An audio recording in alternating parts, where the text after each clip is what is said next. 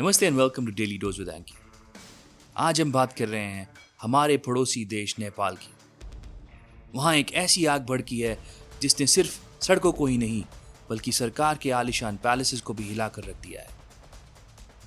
ये आग है वहाँ के जेनजी की, वहाँ के यूथ की, जिनके गुस्से के सामने पुलिस, बैरिकेड्स और आखिर में सरकार सब घुटने टेकने पर मजबूर हो गए। हेडलाइन शॉकिंग है, कम से कम 19 मौत और काफी लोग घायल, और अंत में प्राइम मिनिस्टर का resignation. In breaking inputs coming in, what we are learning is that Nepal's Prime Minister KP Sharma Oli has just tendered in his resignation. आखिर नेपाल में ऐसा क्या हुआ कि वहां के यूथ को सड़कों पर उतरना पड़ा? क्या ये सिर्फ एक सोशल मीडिया बैन का गुस्सा था, या इसके पीछे सालों से दबी एक ऐसी फ्रस्ट्रेशन है जिसने अब वोल्केनो का रूप ले लिया है? तो सब कुछ शुरू हुआ एक सोशल मीडिया बैन से। 4 सितंबर को नेपाल गवर्नमेंट ने 26 प्लेटफॉर्म्स जैसे फेसबुक, इंस्टाग्राम, व्हाट्सएप, यूट्यूब पर बैन लगा दिया। सरकार ने रीजन दिया कि ये कंपनीज नेपाल के नए कानून के तहत रजिस्टर नहीं कर रही हैं। उन्हें देश में ऑफिस खोलना था, एक लोकल ऑफिसर अपॉइंट करना था, लेकिन उन्होंने नहीं किया। सुनने में ये एक सिंपल एडमिनिस्ट्रेटिव मामला लगता है ना? But it was not that simple. For the youth of Nepal, this was not just a ban on apps. ये उनकी आवाज़ पर, उनकी आज़ादी पर, उनकी दुनिया से जुड़ने के जरिए पर एक हमला था। इमेजिन कीजिए, एक सुबह आप उठते हैं और आप अपने दोस्तों से कनेक्ट नहीं कर सकते, दुनिया में क्या हो रहा है जान नहीं सकते, अपना बिजनेस प्रमोट नहीं कर सकते। So this ban was the spark. ये वो चिंगारी थी जिसने आग लगा दी। असली गुस्सा था करप्ट लीडर्स के नेपोटिज्म पर, उनके बच्चों का शो ऑफ और एक फ्लॉन्टिंग लाइफस्टाइल, जबकि एक आम आदमी नौकरी और बेसिक नीड्स के लिए स्ट्रगल कर रहा है। मतलब असली बारूद तो सालों से इकट्ठा हो रहा था। बारूद का नाम है करप्शन, भ्रष्टाचार। प्रोटेस्ट शुरू होने से ठीक पहले नेपाल के सोशल मीडिया पर, खासकर टिकटॉक पर, एक कैंपेन वायरल हो रहा था, द नेपोगेट कैंपेन। इस कैंपेन में जेनजी देश के बड़े बड़े नेताओं, मंत्रियों के बच्चों की लाइफस्टाइल एक्सपोज कर रहे थे। एक तरफ नेपाल का आम नौजवान नौकरी के लिए आर्थिक तंगी से जूझ रहा है, और दूसरी तरफ इन नेपो किड्स की आलीशान जिंदगी, लाखों की गाड़ियां, फॉरेन वेकेशन, डिजाइनर कपड़े, जनता का पैसा, इनकी अय्याशी। लोगों में गुस्सा भरपूर था। उन्हें लग रहा था कि सिस्टम में दीमक लग चुकी है, और जैसे ही सोशल मीडिया बैन हुआ, लोगों को लगा कि सरकार इस करप्शन पर पर्दा डालना चाहती है, उनकी आवाज को दबाना चाहती है। They felt the government was trying to silence them. और तब नेपाल की जेनजी सड़कों पर उतर आई। And make no mistake, this was not a typical political rally. यहाँ किसी पार्टी का झंडा नहीं था, यहाँ कोई नेता भाषण नहीं दे रहा था।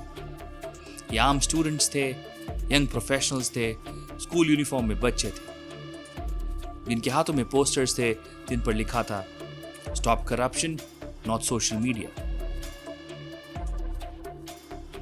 उन्होंने दिखा दिया कि आप ऐप्स बैन कर सकते हो, आवाज नहीं। हजारों फिर लाखों की तादाद में नौजवान पार्लियामेंट बिल्डिंग की तरफ बढ़ने लगे।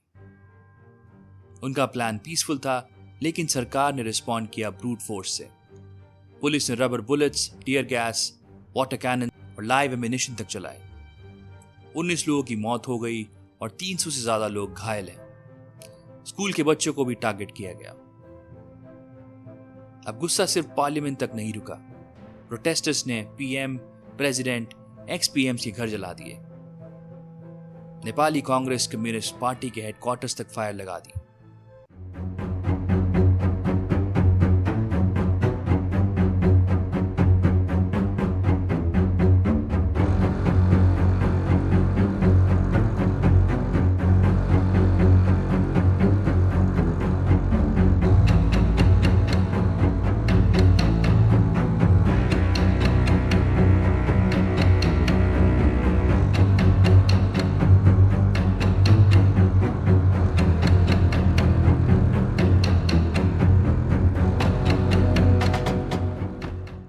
सरकार को अंदाजा हो गया था कि अब पानी सर से ऊपर जा चुका है।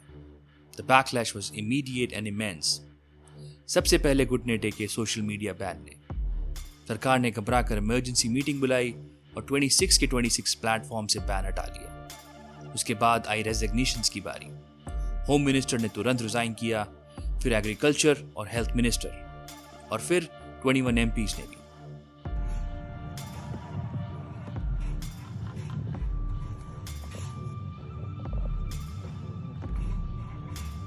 सितंबर को पीएम केपी शर्मा ओली ने भी फाइनली रिजाइन किया।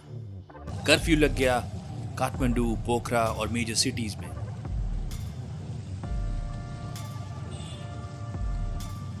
तो अब आगे क्या? बैन हट गया, सरकार गिर गई, कि नेपाल में सब अचानक ठीक हो जाएगा? तो एक्सपर्ट्स का मानना है कि ये लड़ाई अभी खत्म नहीं हुई है। इनफैक्ट ये तो बस शुरुआत है। प्रोटेस्टर्स की सबसे बड़ी डिमांड अब भी अधूरी है, एन एंड टू करप्शन। ये प्रोटेस्ट सिर्फ नेपाल के लिए नहीं, बल्कि पूरे साउथ एशिया के लिए, पूरी दुनिया के लिए एक वेकअप कॉल है। It shows the power of a connected, aware and fearless young generation. Nepal की इस कहानी में गुस्सा है, दर्द है, खून है, लेकिन एक उम्मीद भी है। उम्मीद एक बेहतर कल की, उम्मीद एक करप्शन फ्री सिस्टम की। आप इस बारे में क्या सोचते हैं? क्या यूथ पावर हर सिस्टम को बदल सकता है? कमेंट्स में जरूर बताएं।